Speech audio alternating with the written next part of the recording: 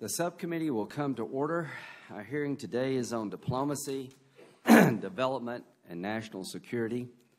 And we have a very incredible panel of great Americans in their own way. And balancing the schedules of these gentlemen had to be very difficult. And each and every one of you made a sacrifice to be here. You had other places you could go and probably needed to go.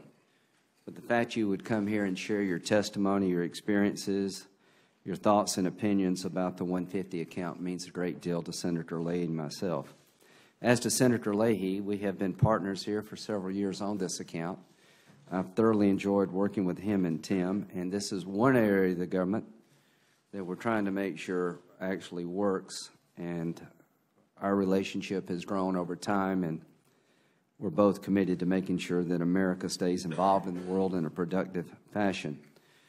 Our panel today consists of Mr. Bill Gates, co-chairman of the Bill and Melinda Gates Foundation, founder of Microsoft; Ben Affleck, an actor, filmmaker, and founder of the Eastern Congo Initiative, which I have visited, and you're doing great work in a very troubled area of the world. John McGrew is chairman of the APEC Partners U.S. and chairman of the Born Free Africa, and is working with the UN, particularly dealing with the mother-to-child AIDS transmissions. Thank you very much, John.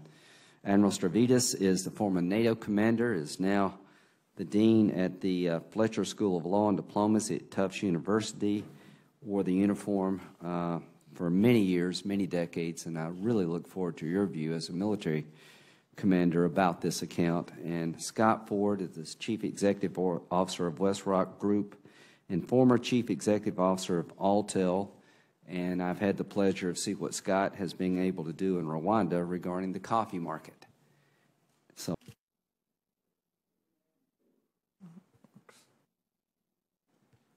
Good morning, Mr. Chairman, Senator Leahy, and other members of the committee. Thank you for the opportunity to talk with you about the importance of U.S. foreign assistance. Melinda and I, in writing our annual letter for the Foundation, talked about what great things can happen if the United States and other countries maintain the generosity that they've had through this account. Over the next 15 years, there's some amazing things that can be achieved.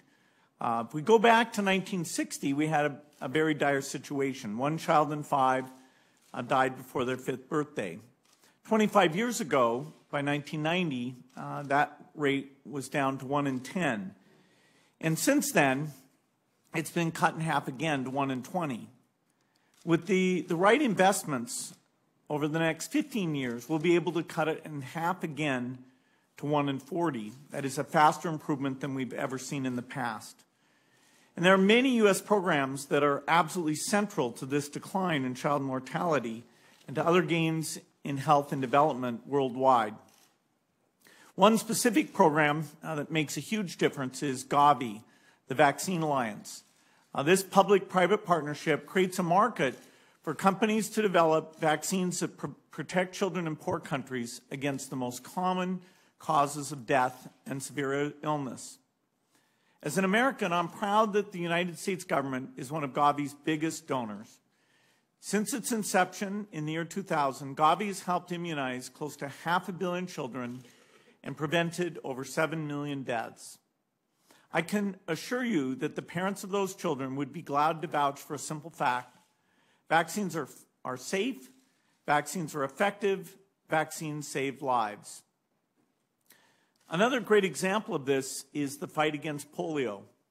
The number of countries where that disease is endemic has fallen from 125 in 1988 to just 3 today.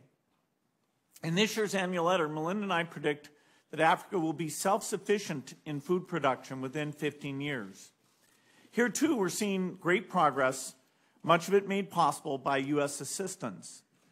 The U.S. has a major impact in improving agricultural productivity in poor countries through USAID and USDA support for agricultural research in partnership with our land-grant universities. In my written testimony, I discuss a number of U.S. programs that are delivering high returns on investment and having a positive impact for the global poor. But there's another area where foreign assistance will make a huge difference not only for the people of the world's poorest nations, but for the people of this nation as well.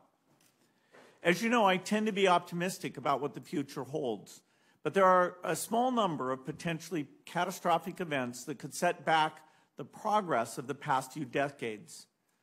The most plausible and most frightening of these threats is a large epidemic. As I note in my recent New England Journal of Medicine and New York Times articles, I'm talking about something bigger than the Ebola outbreak we've seen in West Africa. Ebola is not a disease that spreads very easily. What concerns me most is the prospect of an even more lethal disease, which is also highly contagious. We've seen outbreaks like this in the past, such as the flu pandemic of 1918 and 1919, which had a worldwide death toll of 30 million to 50 million. Could an epidemic of this scale happen again? Yes, it could. And in today's far more urbanized and interconnected world, it would spread far more easily than a century ago. I've come to Congress on other occasions to ask for the sustainment of U.S. foreign assistance. I have grounded this appeal in our shared moral interest in preventing needless deaths and suffering, and also in our economic and security self-interest. With Ebola and the very real prospect of an even more infectious disease, the case is now even clearer. I'm asking you to support foreign assistance programs not only as a highly effective way to help other countries become more self-sufficient, but also as a necessary means of protecting this country from a future epidemic. The sensible place to begin is with investments in basic health services in those parts of the world that are most susceptible to outbreaks of infectious disease.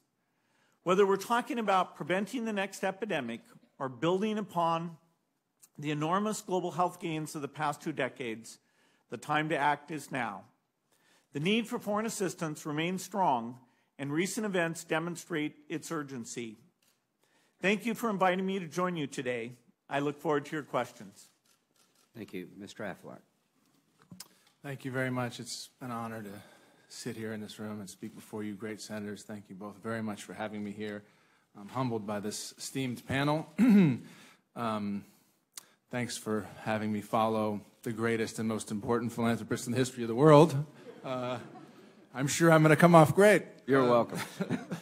But no, truly it's an honor to sit next to Mr. Gates, who's done such extraordinary things in technology and in philanthropy, and I understand on your way to doing so in Bridge. All right. There you Chairman Graham, Ranking Member Leahy, distinguished members of the committee, I want to thank you deeply for inviting me to testify here today. My name is Ben Affleck. I'm the founder of the Eastern Congo Initiative. We're a grant-making and advocacy organization working with and for the people of the Democratic Republic of Congo. I want to offer a special thanks to the chairman for holding today's hearings. Senator Graham, like others on this subcommittee, has proven time and time again to be a genuine champion for smart, effective U.S. foreign assistance. In August 2013, amid renewed violence in the region, Chairman Graham led a delegation to Eastern Congo, bringing 5 Senate colleagues along to see firsthand the potential of the region. This marked the largest ever delegation of U.S. senators to visit this war-torn region. So thank you, Mr. Graham, for your confidence in the people of Congo and for learning more about what can be done. And to Senator Leahy, I would be remiss if I did not acknowledge my co-star in Batman. Role is marginally smaller than mine, but I understand you're quite good.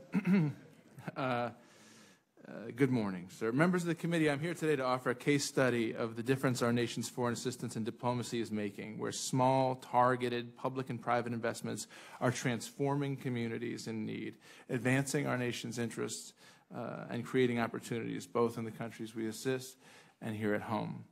You've undoubtedly heard a bit about Congo, about its challenges, and about the worst of its past. 2 decades of armed conflict, estimated 5 million deaths due to violence, disease, and starvation, 2.7 million people who remain displaced today, and the appalling levels of sexual violence. But these statistics tell you nothing about Congo's future or about the extraordinary and resilient people working every day to rebuild their nation. Despite the many challenges, the Congolese people refuse to be defined by their country's past. And in spite of those who may question the effectiveness of our foreign assistance, I can tell you firsthand that U.S. diplomatic and financial investments in Congo are working. U.S. foreign assistance accounts for only 1% of the entire federal budget, and vastly less than 1% of that 1% is allocated to DRC. Yet from that fraction of a fraction, we are seeing important, powerful progress. Let me give you an example of what I mean. In the late 1970s, Congo was one of coffee's leading exporters. But because of conflict and diseased crops, production today is less than 10% of what it once was. Congolese families lost a vital source of income, and the rest of us lost some of the world's greatest coffee. 3 years ago, ECI saw an opportunity to revitalize Congo's coffee sector. In our work, we'd met struggling rural farmers living on less than a few dollars a day, and we knew that with the right partners, we could help give them the skills and resources they need to transform their communities. And we were thrilled that USAID agreed. Our government made the bold decision to help us create a public-private partnership together with ECI, the Howard G. Buffett Foundation, and the Catholic Relief Services. Together in only 2 years, we've trained and supported 4,500 coffee farmers across 4 cooperatives to dramatically increase the quality and quantity of their crop and to help maximize farmer profits. We brought in global trade specialists to build an ethical supply chain that keeps money in the pockets of farmers and their families. But what we've been able to achieve together doesn't end there. Prior to ECI's involvement, these coffee farmers had no access to financing, no line of credit. Imagine trying to start a business without any capital. You simply can't, let alone in an emerging economy like Congo's. So to close this gap, we brought in the experts. We approached Scott Ford's company, West Rock Finance, which has worked alongside these cooperatives to dramatically scale their businesses in environmentally sustainable ways. I should add that Scott was part of that historic delegation with Mr. Graham that visited Congo in 2013. The final puzzle piece was getting this coffee into American homes. So ECI brought in another investor, which was Starbucks. In the coming weeks, Starbucks officials will travel to the eastern region of Congo to begin a partnership with us to develop Congo as a key source of high-quality coffee. Starbucks has already purchased 40 tons. It may not be a lot for Starbucks, but it's a heck of a lot in eastern Congo, I assure you. It's the entirety of the cooperative's very first export, representing millions of cups of coffee that will be sold in U.S. markets. Involvement by the world's largest coffee company is a clear testament to what's possible for Congo. This isn't charity or aid in the traditional sense. It's good business. From a relatively modest investment, farmers' incomes have more than tripled, and they can now afford to send their children to school, put food on the table, and access proper health care. As a result, the world has a new source of high-quality coffee. This public-private partnership has transformed the lives of thousands of families in eastern DRC, all made possible because USAID agreed that it could be done. But we think this is just the beginning of what's possible. Next month, ECI will launch an economic development fund that's focused on expanding our existing work, not only in coffee, but in cocoa and other strategic crops. As a result of our new fund, we will work with at least 10,000 additional farmers over the next 4 years to build their business capacity, improve the quality and quantity of their projects, and secure direct access to premium markets. This work is scalable. This work is replicable, and in just 5 short years, it will have a transformative impact on nearly 100,000 individuals living in eastern Congo. None of this would have happened without USAID, without their commitment, a relatively modest commitment, I might say, and without private sector partners willing to operate in one of the highest risk environments in the world. With proper training and strategic investments, agriculture will become a driving force for Congo's economy, supporting the more than 60% of Congolese, that's 40 million people, whose families rely on agriculture as a primary source of income. Simply put, we believe that a country with enough arable land to feed a third of the world's population should not struggle to feed its own people, to send its own kids to school, or for basic health care. Senators, this brings me to my final message. The next 2 years represent a critical turning point for DRC. With local elections scheduled for later this year and national elections in 2016, DRC enters an incredibly important window of opportunity for an unprecedented democratic transition. Direct and consistent engagement by Secretary Kerry, the Special Envoy's Office, and Ambassador Swan have helped Congo reach this moment. As you know, your former colleague, Senator Feingold, served as Special Envoy until just a few weeks ago. His leadership and the 15 trips he made to DRC during his 18-month tenure was the very definition of direct and consistent diplomatic engagement, and we thank him for his service. The U.S. leadership played a vital role in the recent yet fragile progress toward peace and stability. To ensure this progress does not come undone, we urge you to join ECI and other groups like Open Society, Humanity United, Human Rights Watch, and the Enough Project in calling on the administration to appoint a new special envoy without delay. Senators, if we continue to make smart and effective financial and diplomatic investments, we will help foster the next generation of Congolese entrepreneurs and leaders who will carry their country forward to stand as a model for the region and the continent. Thank you, and I look forward to answering your questions. Jennifer and Violet are very proud. Very well done. Thank you. Admiral? Terrific to be with everybody this morning. I want to begin by thanking the chairman and the ranking member for asking me to testify and waiving the height and the hair requirements, looking at my other vastly better-looking colleagues here today. I think the last time I saw Mr. Affleck was on the deck of an aircraft carrier in the Arabian Gulf. And he was out there doing a USO thing with Robin Williams. And I remember that day very well. And thank you for coming out and seeing us and your support to our military, sir. I'm here because I'm a member of the U.S. Global Leadership Advisory Council for National Security, and a group of about 160 senior retired military officers are part of that. And I wanted to kind of pick up where some of my colleagues have left off, which is to say from a military perspective how important this kind of work is. We have a very strong and capable military. Thank you to the Congress for that. But we cannot create security in this 21st century simply with hard power. We need the tools of soft power, which are what my co-panelists are talking about, and they're really diplomacy and development in a nutshell. And I would say, to summarize, we are very good at launching missiles today. We could improve at how we launch ideas. And diplomacy and development allow us to do that. So cutting this kind of work, I think, is a mistake at this time. I'll give you some practical examples. Senator Leahy and I, when I was the commander of U.S. Southern Command before my time at NATO, worked together on Colombia. This is an area that, if you go back 15 years, looked a lot like Syria does today. A complete humanitarian disaster, millions of people displaced, high levels of violence. As Ben was describing in the Congo, it was an absolute disaster. We created something called Plan Colombia, which had a military component, but more importantly, it funded development and diplomacy, human rights, all of the soft power parts fitted together with the hard power. Today, Colombia is a nation that has not only improved vastly, but is in a position to continue forward as an absolute linchpin strategically for the United States in the South American context. In my time as a NATO commander, I witnessed the same sort of effect in the Balkans. If we think back to the Balkans 10 to 15 years ago, again, looked a lot like Syria does today. 8,000 men and boys killed in a single day at Srebrenica. Extraordinary levels of violence, rape, torture. Yet today in the Balkans, when they want to solve a dispute, they don't reach for a rifle.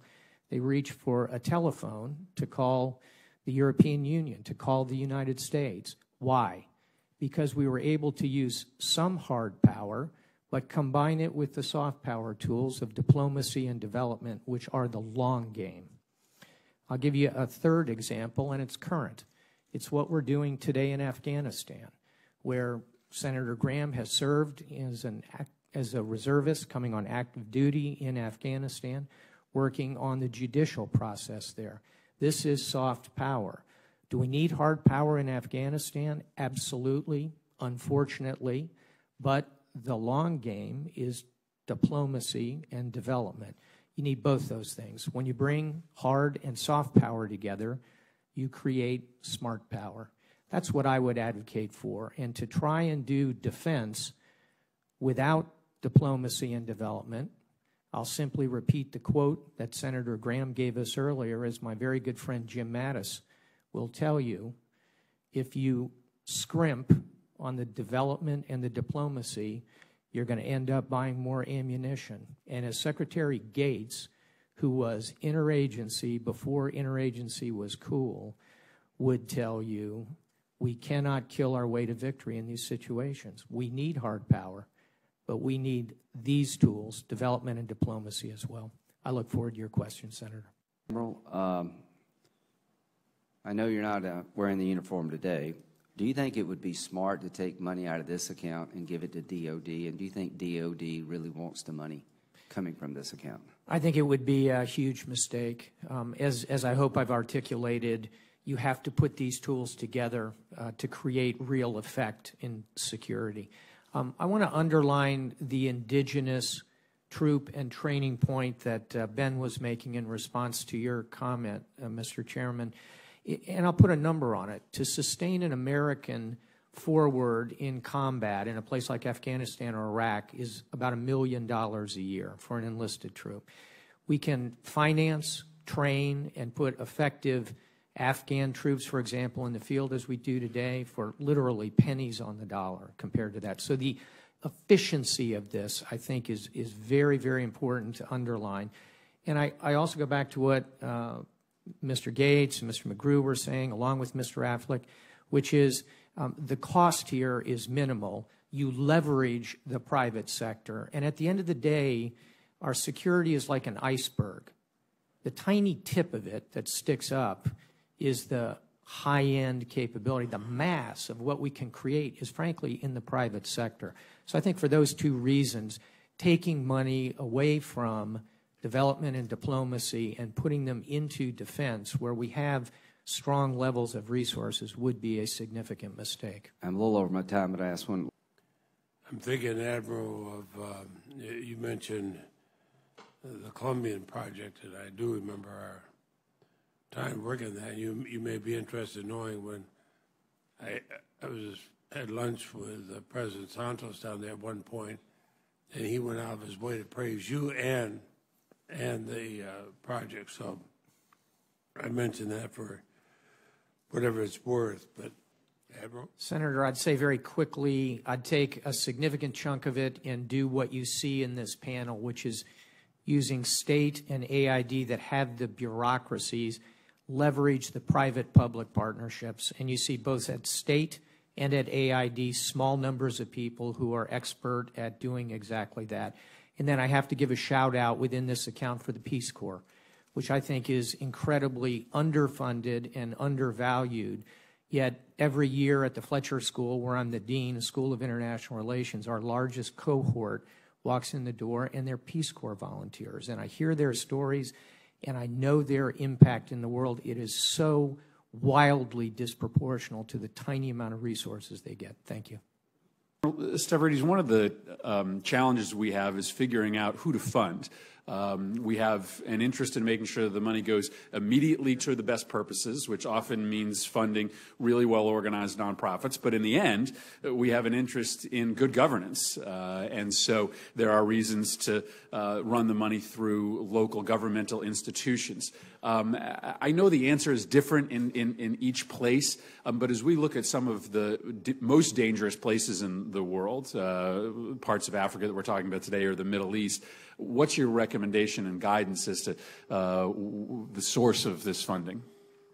Thanks, Senator. I think you hit the nail on the head in that it is different in each of these different venues. But as a general proposition, using an agency like AID, Millennium Challenge, or a state as a vetting kind of authority can be very helpful. Secondly, depending on the individual state, and most recently, for example, Afghanistan, we've had a lot of controversy about whether this aid should flow through Kabul or go directly out into the field. There are even microclimates, if you will, wherein you can be confident in Mazar-e Sharif in the north, relatively confident in Herat in the west, but you ought to be a little more concerned as you get down toward Oruzgan province or into Kandahar. So the point is there's no substitute for local knowledge, local expertise. You should kind of turn first, I think in this case, to the U.S. government as a vetting authority. And I want to close by saying I'm very encouraged by some of the reforms that Rod Shaw put in place at AID to improve the capability in this particular very important aspect of things. Thank you. Can I comment on that, Senator? I just want to pick up on what Mr. Gates said about there is a role, I think, for militaries here This is a classic example of soft power. The militaries in which we invest so much have not only hard power warfighting capability, but enormous logistics muscle, manpower, capability directly impacting the medical field. So as a kind of point of the spear response to get all of the real professionals in there, I think there's a role for the military. I'll add that speed is really the key, in particularly if a pandemic morphs the way that Mr. Gates is talking about. Think World War Z. There are examples, not only in the real world but in fiction, that would tell us we need to be ready for this, and I do want to just underline that. I appreciate you indicating that, because I think the initial response by many Americans when the idea of a military was going into to battle Ebola was, that's not what we train military men and women for. That's not their mission. Why are they being called on to do that? Yeah, a good way to think of that is an on and off switch. You know, life is not an on and off switch. In other words, we don't fund this magnificent military just to be in combat on, or to sit in a barracks, be a ship tied at the pier, or an airplane that's on a runway somewhere off. It's a rheostat between hard power, which we need at times, but also to bring this logistics, this expertise, this information, this intelligence to bear in a crisis like this at speed. We can dial that rheostat toward the soft power at that moment, and it's a very effective way, cost-effective way to use our military. I appreciate that answer, and I would use... Admiral Stavridis, how are we doing at bringing together our military expertise and resources and the fight against illicit wildlife trafficking, illegal mining, and how that destabilizes vital allies in the region? We focus insufficiently on this as a security problem. As Mr. Affleck correctly points out, it's the corruption and the financing that comes out of it that then undermines these fragile democracies, creates ungoverned space, and leads directly to security challenges which are global. And of course, it's not just in the Congo, it's in Latin America and the Caribbean, it's in Afghanistan, it's in the Caucasus. It is very concerning, and we tend, as always, to look first to the hard power solution, but this is a case where many of the soft power things we're talking about, creating jobs, education, opportunity, you play the long game, and you have a better chance of creating security. I'll close by saying another aspect of this is the routes that come out of it. So if you're moving natural resources that you've stolen, or you're moving cocaine or opium, these routes create the opportunity to move weapons, extremists, and at the really dark end of the spectrum, weapons of mass destruction. So that's another shrimp on the Barbie of concern I'll throw out there. Thank you. Mr. Chairman, I appreciate the answer.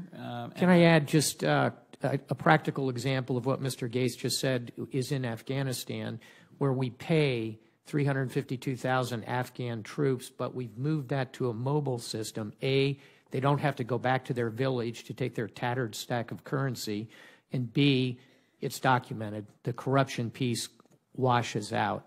And another technology that I think is interesting here is unmanned aerial vehicles, drones, which have a bad rep for a lot of reasons.